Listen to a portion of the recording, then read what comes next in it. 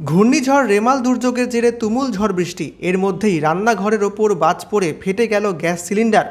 বিস্ফোরণে বাড়ির একাংশ ক্ষতিগ্রস্ত, আহত হলেন পরিবারের এক সদস্য।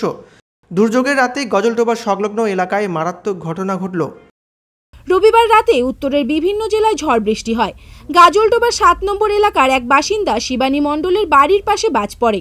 সেই বজ্রপাতের জেরে রান্নাঘরে আগুন লাগে এবং আচমকায় প্রচণ্ড শব্দ করে গ্যাস সিলিন্ডারে বিস্ফোরণ হয়।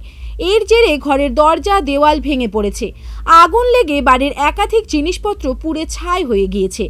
জখম হয়েছেন পরিবারের এক সদস্য। পাশাপাশি বাড়ির গোয়াল ঘরে থাকা কয়েকটি গবাদি পশুও জখম হয়েছে বলে খবর জানাজানির পর ঘটনাস্থলে যান প্রশাসনের কর্তারা।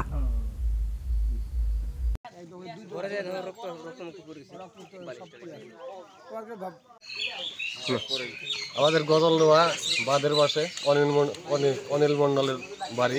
গ্যাস সিলিন্ডার বাস্ট হয়ে একজন আহত, ঘর বাড়ি উড়ে গেছে। আপনারা প্রশাসন থেকে এসে কিছু ব্যবস্থা নেন, আপনারা একটু দেখভাল করেন। দেখেন একজন মাল হসপিটালে ভর্তি আছে। আর এমনি গরু বাছুর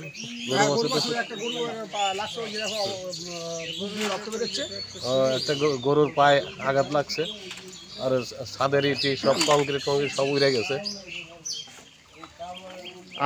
আর কোনো ক্ষতি হয়েছে? আর কারো কোনো ক্ষতি হয় নাই। আর ঘর একটাই, যেটা রান্নাঘরটাই চাল উড়ে গেছে। আর পাশের এক ঘর কংক্রিটের ঢালাই মালাই সব উড়ে গেছে।